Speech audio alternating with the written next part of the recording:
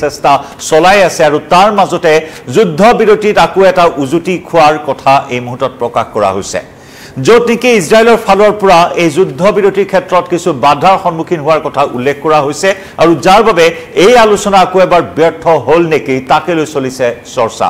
নমস্কাৰ প্ৰিয় দৰ্শক মই জয়ন্ত মাধৱ গোস্বামী আপোনাক স্বাগতম জনাইছো নিউজ 18 অসম নৰ্থ ইষ্টৰ ডিজিটেল লাইভলৈ আৰু ডিজিটেল লাইভত এয়া হৈছে মধ্যপ্ৰাচ্যৰ আন এক উত্তেজনা সেয়া হৈছে হামাস ইজৰাইলৰ সংঘাত যি সময়ত ইৰাণ আৰু ইজৰাইলৰ মাজৰ যুদ্ধ বিৰতি সম্ভৱ হৈছে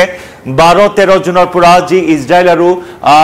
ইৰাণৰ মাজত যি সংঘাত হৈছিল যি মহাযুদ্ধৰ সূচনা হৈছিল সেই মহাযুদ্ধৰ পৰিসমাপ্তি সাময়িকভাৱে ঘটিছে বৰ্তমান যুদ্ধ বিৰতি উভয় দেশৰ মাজত চলি আছে আৰু একে সময়তে মধ্যপ্ৰাচ্যৰ আন এক বৃহৎ সংঘাত যি নেকি 2023 চনৰ পৰা চলি থকা সামৰিক অভিযান গাজা ষ্ট্ৰীপত হামাসৰ বিৰুদ্ধে ইজৰাইলৰ আৰু হিয়া বন্ধ কৰাৰ বাবে শান্তি স্থাপনৰ বাবে আমেৰিকাৰ ৰাষ্ট্ৰপতি ডোনাল্ড ট্ৰাম্পৰ পৰা আৰম্ভ কৰি কাটাৰ ইজিপ্ট বিভিন্ন দেশে চেষ্টা চলাই আহিছে হামাস আৰু ইজৰাইলৰ মাজৰ যুদ্ধ বিৰতি সম্ভৱ কৰি তুলিবলৈ কিন্তু আকৌ এবাৰ এই চেষ্টা ব্যৰ্থ হোৱা পৰিলক্ষিত হৈছে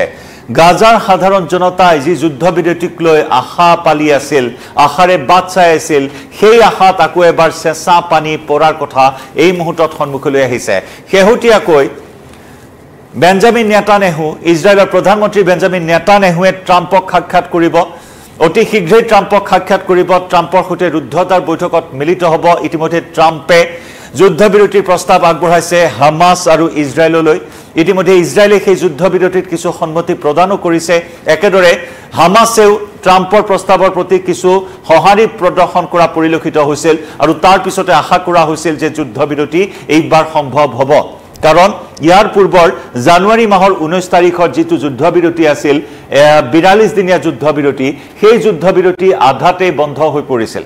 সেই যুদ্ধ বিৰতি উলংঘা কৰাৰ অভিযোগ প্ৰতি অভিযোগেৰে পুনৰ সংঘাতৰ সূত্ৰপাত হৈছিল পুনৰ আৰম্ভ হৈছিল সামৰিক অভিযান গাজাত হামাসৰ বিৰুদ্ধে চলা সেই সামৰিক অভিযান যুদ্ধ বিৰতিৰ সময়তে ইজৰাইলে আৰম্ভ কৰা সেই সামৰিক অভিযানে আকৌ বিপৰ্যস্ত কৰি তুলিছিল সাধাৰণ নাগৰিকসকলৰ জনজীৱন 19 জানুৱাৰীৰ পৰা হোৱা সেই যুদ্ধ বিৰতিৰ সময়ছোৱাত আশাৰ সঞ্চাৰ বৃদ্ধি পাইছিল সাধাৰণ নাগৰিকসকলৰ মাজত যিসকল গৃহহীন হৈ পৰিছিল যিসকলে প্ৰাণৰ মমতাত পলায়ন কৰিছিল সেই লোকসকলে আপোন ঘৰখন বিচাৰি পুনৰ উভতি আহিছিল এক কৰুণ দৃশ্য আছিল সেয়া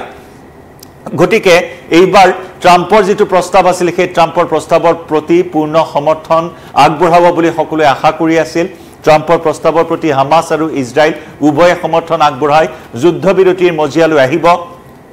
সেই আশা প্ৰকাশ কৰি আছিল যদিও সেই আশাত এই মুহূৰ্তত কিছু চেঁচা পানী পৰিছে অৱশ্যে এই যুদ্ধ বিৰতিৰ মধ্যস্থতা কৰিছিল কাটাৰে আকৌ এবাৰ নিজাববীয়া প্ৰচেষ্টাৰে মধ্যস্থতাকাৰী ভূমিকাত অৱতীৰ্ণ হৈ কাটাৰৰ ৰাজধানী দোহাত এক বৈঠকত মিলিত হৈছিল য'ত হামাসৰ প্ৰতিনিধি আছিল ইজৰাইলৰ প্ৰতিনিধি আছিল কিন্তু সেই বৈঠকত ইজৰাইলৰ প্ৰতিনিধিক নিজাববীয়াকৈ সিদ্ধান্ত গ্ৰহণ কৰাত বাধা প্ৰদান কৰাৰ অভিযোগ উত্থাপন হ'ল আৰু যাৰ বাবে ইজৰাইল এই কাটাৰে উদ্যোগ গ্ৰহণ কৰা যুদ্ধ বিৰতিৰ পৰা আঁতৰি অহাৰ কথা সদৰি কৰিছে ইজৰাইলৰ শৰ্ত অনুসৰি ইজৰাইলক সিদ্ধান্ত গ্ৰহণ কৰাত বাধা প্ৰদান কৰাৰ বাবে ইজৰাইলৰ প্ৰতিনিধিয়ে এই ক্ষেত্ৰত বিশেষ কোনো সঁহাৰি আগ নবঢ়ালে বা যুদ্ধ বিৰতি সফল নহল বুলি এই মুহূৰ্তত চৰ্চা চলিছে আনহাতে ট্ৰাম্পক সাক্ষাৎ কৰিব নেতানেহুৱে ট্ৰাম্পৰ এই সাক্ষাতৰ জৰিয়তে যুদ্ধ বিৰতিৰ এটা দিশ সূচনা হ'ব বুলি এই মুহূৰ্তত আশা প্ৰকাশ কৰিছে বিশেষজ্ঞসকলে কাৰণ বিশেষজ্ঞসকলে অনুমান কৰিছে যে ট্ৰাম্পে দীৰ্ঘদিন ধৰি চলি অহা এই সংঘাত এটা শান্তিপূৰ্ণ সমাধানৰ পোষকতা কৰিব কাৰণ ট্ৰাম্পে ইতিমধ্যে বিভিন্ন দেশৰ মাজত চলি থকা সংঘাতক লৈ মধ্যস্থতাৰ ভূমিকা গ্ৰহণ কৰা পৰিলক্ষিত হৈছে মধ্যস্থতাকাৰীৰ ভূমিকা গ্ৰহণ কৰিছে বিভিন্ন ধৰণৰ মন্তব্য কৰিছে হিয়া লাগিলে ভাৰত পাকিস্তানৰ যুদ্ধ বিৰতিৰ ক্ষেত্ৰত নিজাববীয়াকৈ ক্ৰেডিট লৈ আহিছে আজিৰ তাৰিখতো ডোনাল্ড ট্ৰাম্পে যি সময়ত প্ৰধানমন্ত্ৰী নৰেন্দ্ৰ মোদীয়ে বাৰে বাৰে ট্ৰাম্পৰ সেই দাবী নচ্ছাত কৰি আহিছে কিন্তু তাৰ পিছতো ট্ৰাম্পে বাৰে বাৰে কৈছে যে বাণিজ্য চুক্তিৰ বাবে ভাৰত আৰু পাকিস্তানে ট্ৰাম্পৰ যুদ্ধ বিৰতিৰ প্ৰস্তাৱত সন্মতি প্ৰদান কৰিছে আনহাতে শেহতীয়াকৈ যি 12 দিনীয়া সংঘাত আছিল ইৰাণ আৰু ইজৰাইলৰ মাজৰ সেই 12 দিনীয়া সংঘাততো আমেৰিকাৰ ৰাষ্ট্ৰপতিগৰাকীৰ হস্তক্ষেপত যুদ্ধ বিৰতি হোৱাৰ কথা কোৱা হৈছে ট্ৰাম্পে সেই কথা প্ৰকাশ কৰিছে ট্ৰাম্পে যদিও বা ইৰাণক পাৰমাণৱিক অস্ত্ৰ নিৰ্মাণৰ পৰা বিৰত থাকিবলৈ দাবী বা সকীয়াই আহিছে তাৰ মাজতো ট্ৰাম্পে ট্ৰাম্পৰ উদ্যোগত আমেৰিকাৰ উদ্যোগত ইজৰাইল আৰু ইৰাণৰ মাজত যুদ্ধবিৰতি হৈছে কাৰণ যোৱা 13 জুনত ইজৰাইলে ইৰাণৰ পাৰমাণৱিক ঘাটিত আক্ৰমণ কৰি এক মহাযুদ্ধৰ ঘোষণা কৰিছিল একেদৰে আমেৰিকায়ো ইৰাণৰ 3টাকৈ পাৰমাণৱিক ঘাটিত আক্ৰমণ কৰে আৰু তাৰ পিছত ইৰাণৰ যি ৰণসন্ধিৰ ৰূপ আছিল ইৰাণে ক্ষেপণাস্ত্ৰ আক্ৰমণেৰে ধ্বংসলীলা চলাইছিল ইজৰাইলত একেদৰে সিৰিয়া কাটাৰ আৰু ইৰাকত আমেৰিকাৰ সেনা শিবিৰত সেনাৰ ঘাটিত আক্ৰমণ কৰি যি ৰণসন্ধিৰ ৰূপ দেখুৱাইছিল ইৰাণৰ শক্তি দেখুৱাইছিল তাতেই এক প্ৰকাৰ থৰ্কচুটি হেৰুৱাইছিল আমেৰিকা আৰু ইজৰাইলে তাতেই দৰ্পচূৰ্ণ হৈছিল ইজৰাইল আৰু আমেৰিকাৰ আৰু তাৰ পিছত ততাতৈয়াকৈ তৎপৰতাৰে যুদ্ধবিৰতিৰ এক পৰিৱেশ ৰচনা কৰিছিল ডোনাল্ড ট্ৰাম্পে আৰু এই 12-13 দিনীয়া এই যুদ্ধবিৰতি বৰ্তমান অব্যাহত আছে ইৰাণ আৰু ইজৰাইলৰ মাজত আৰু তেনে সময়তেই এতিয়া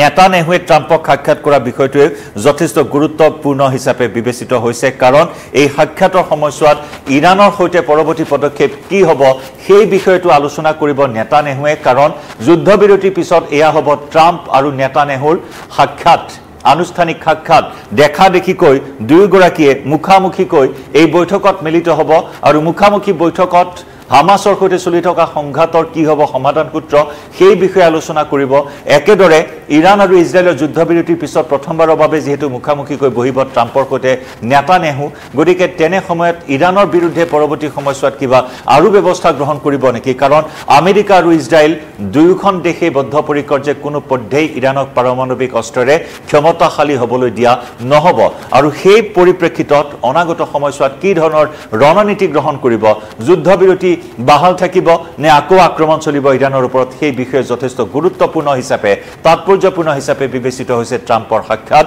নেতানেহুৰ গতিকে সেই বিষয়ত আলোচনা কৰাৰ সম্ভাৱনা আৰু একেদৰে মধ্যপ্ৰাচ্যত শান্তি প্ৰতিষ্ঠাৰ বাবে ট্ৰাম্পে চেষ্টা চলাব বুলি এই মুহূৰ্তত বিশেষজ্ঞসকলে অনুমান কৰিছে নেতানেহু আৰু ট্ৰাম্পৰ এই মুখামুখি বৈঠকতে মধ্যপ্ৰাচ্যত শান্তি স্থাপন কৰিব পাৰিব বুলি এই মুহূৰ্তত আশা প্ৰকাশ কৰিছে কিয়নো ট্ৰাম্পে গাজাত যুদ্ধবিৰতিৰ ক্ষেত্ৰত শেহতীয়াকৈ যথেষ্টখিনি গুৰুত্ব প্ৰদান কৰি আহিছে হামাসেও আনকি আমেৰিকাৰ প্ৰস্তাৱিত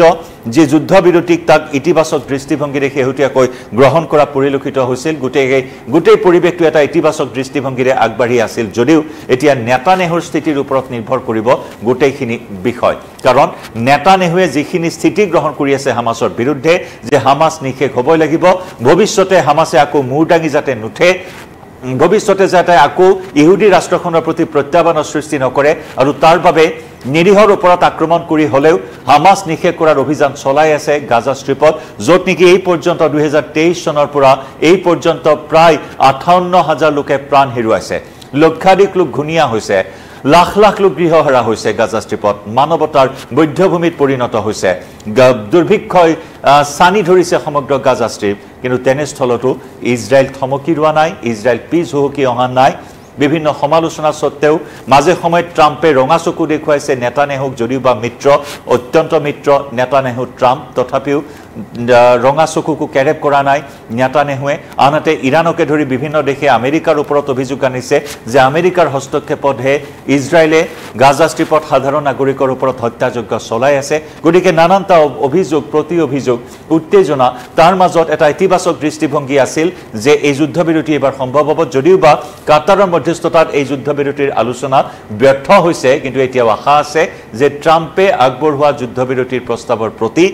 ইজৰাইলেও ইতিবাচক এটা সঁহাৰি প্ৰদান কৰিব ট্ৰাম্পক কৰা এই সাক্ষাৎকালত গতিকে তাৰ প্ৰতি সকলোৰে এই মুহূৰ্তত দৃষ্টি নিবদ্ধ হৈ আছে লক্ষণীয় হ'ব যুদ্ধবিৰতি জৰিয়তে গাজা ষ্ট্ৰিপত বা মধ্যপ্ৰাচ্যত শান্তি আহিব নে নাই জনাই যাম প্ৰতিটো আপডেট এই মুহূৰ্তত লাইভৰ পৰা বিদায় লৈছোঁ